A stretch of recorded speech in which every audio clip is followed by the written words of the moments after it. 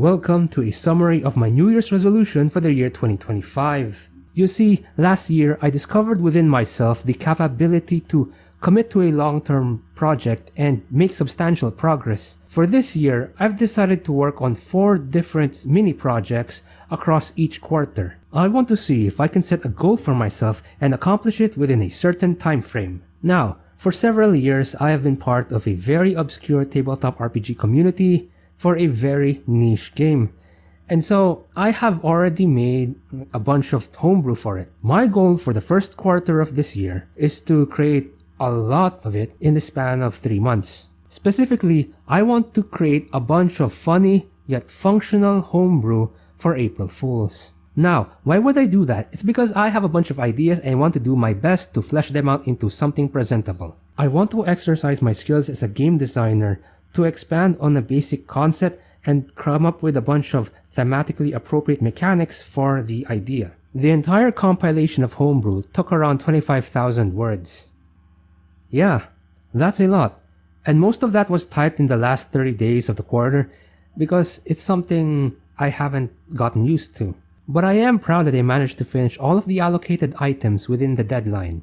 I have a bad habit of coming up with an idea and then repeatedly re-brainstorming it until it's something I'm happy with. You know how many artists can come up with a bunch of brilliant ideas only to struggle to put it into paper? I think that's because our minds serve as this mental limbo of our ideas. We don't know how good our ideas actually are until it's time to put them down. We discover that it's hard or we get self-conscious about our creation process, so we're more content to just put it back inside our brains where it'll be safe in this limbo of quality. After all, we don't have to worry about quality and we can make adjustments at the speed of thought. This process taught me to be a bit more proactive in the prototyping process, to simply settle for the ideas as they come and settle for rough drafts. Normally, I would keep the idea inside my mind for a very long time until I get a eureka moment that gives me the confidence to post it. It's kind of like the creative version of rubber ducking if you think about it. For the second quarter, I was busy with obligations related to my job, so I didn't decide on what my goal would be. Fate had other plans and I ended up stumbling into the chatbots and large language models. Most people accept the technology on the surface and ascribe any problems to the provider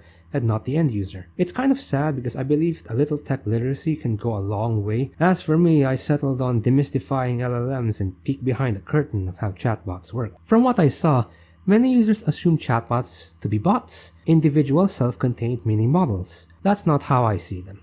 To me, each chatbot is actually a collection of notes that is then passed on like a cue card to tell the centralized LLM how it should behave. You know how forum roleplayers post character sheets of who they're gonna roleplay as? It's something similar.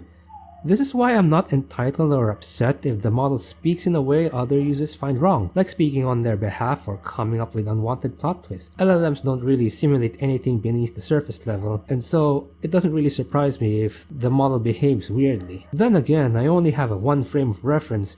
Who knows, maybe things work differently for other AI chatbot websites and communities. Have I mentioned before on this channel that I was working on a tabletop RPG? If not, let me tell you that I was among the many that got inspired by Wizards of the Coast's open game license drama. What hooked me in particular was the amount of systems that are in Creative Commons and that I can use the amalgamated Franken game to represent a fantasy setting I have in mind. Of course, I'm nowhere near done with the game. Who would have thought that creating your own fantasy heartbreaker would take so much time and effort, huh? I put the mechanics on the back burner and focused on lore instead. For the third quarter of 2025, I poured my creative energies into a setting primer, a document that serves as a summary of all the major elements of my fantasy setting. Think of it as the opposite of the first quarter's April Fool's homebrew compilation, the fluff to the homebrew's crunch. I'm very happy with what I have created, although I also feel kinda self-conscious about showing it to you.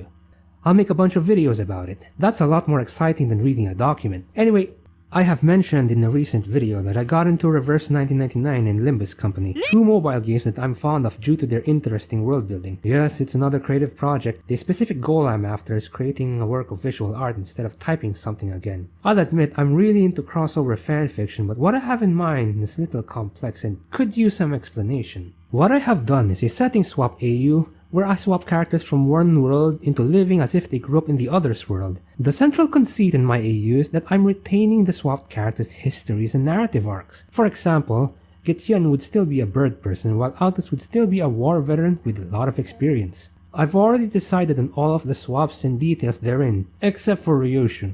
As of this recording, Canto 9 hasn't come out yet, so I can't decide which arcanist I should use to take her narrative place. My goal for the fourth quarter of 2025 is to draw all of the emblems of the arcanist turned sinners, and to draw all of the chapter icons related to the sinner turned arcanist. While I have finished them all, I must admit the task is very hard. I've resorted to plucking a variety of symbols and images from Google and trace over it. I would commission an artist to make better versions of these someday. I'm just not built for this. Still, even if the execution is a little off, I hope you appreciate the creativity that went into it. Anyway, that should be it for my recap. Thank you so much for listening to me and for giving me a chance. I hope I can do more of this in the future. Goodbye.